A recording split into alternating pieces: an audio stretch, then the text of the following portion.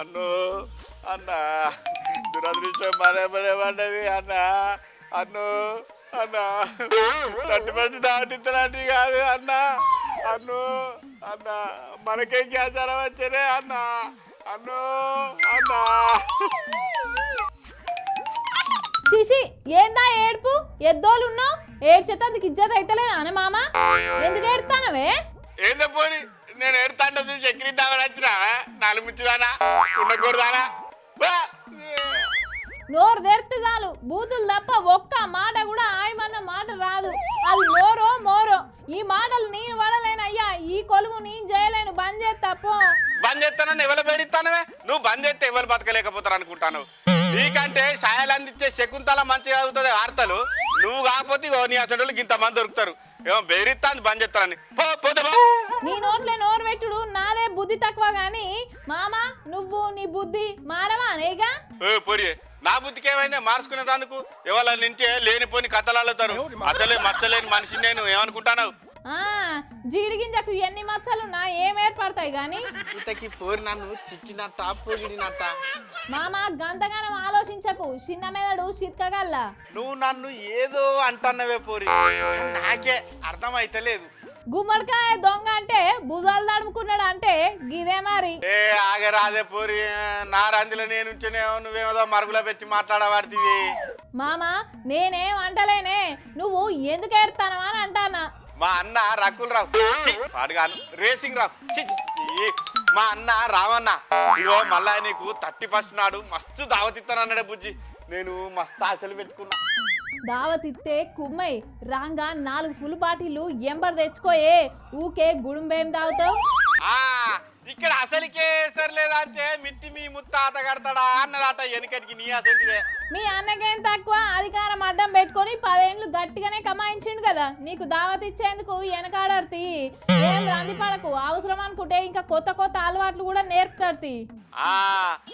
అధికారం అడ్డం పెట్టుకొని ఇట్ట వచ్చినట్టు ఆడింది కావచ్చే ఇప్పుడు ఇరుకున పడ్డాడు గంతగానం ఏం ఇరుకులో పడ్డాడో మీ అన్న అబ్బబ్బబ్బబ్బబ్బా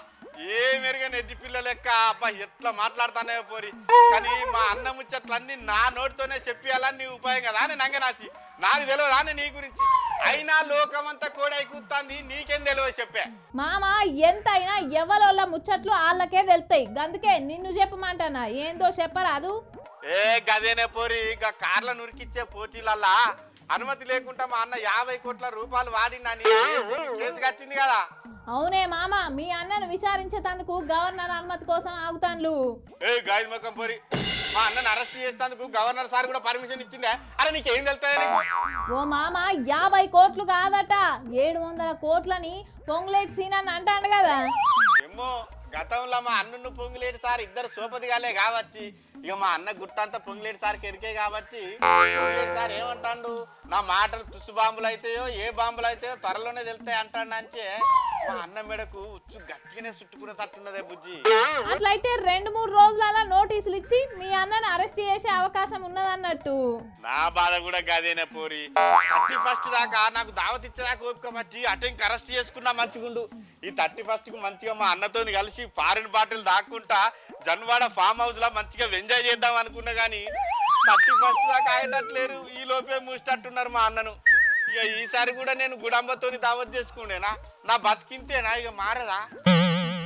మారుతుంది మందుకాశపడి మందిని ముఖ్యమంత్రులను చేసేటందుకు వాళ్ళ జెండాలు బట్టి జై కొడతనే ఉండు నీ బతుకు వాళ్ళు మస్తుగా మారుతారు బిజగాన్ లెక్క అబ్బా మంచిగా గుర్తు చేసిన బుజ్జి జైలుకు పోయి వచ్చిన వాళ్ళందరూ ముఖ్యమంత్రి అవుతారు కావచ్చు మా అన్న కూడా ముఖ్యమంత్రి కావాలంటే జైలుకు పోయి వచ్చుడే బెటర్ ఇక మా అన్నను అరెస్ట్ చేసిందనుకో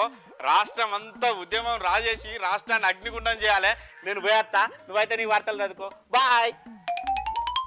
కుక్కతో ఒక గుండు కడితే చక్కగా అవుతుందా నీకు గుణం వస్తుందా నువ్వు మారవిగా పార్టీ సర్కార్ వాళ్ళు బీఆర్ఎస్ వాళ్ళు చేసిన తప్పులు బగ్గనే బయటకు దిగుతాండ్రు కానీ సారు మీరు కూడా బగ్గనే అప్పులు చేస్తాండ్రు మరి మీరెట్లా ఖర్చు పెడతాండ్రో కూడా చూసుకోండి అధికారం ఎవరికి శాశ్వతం కాదు కదా మరి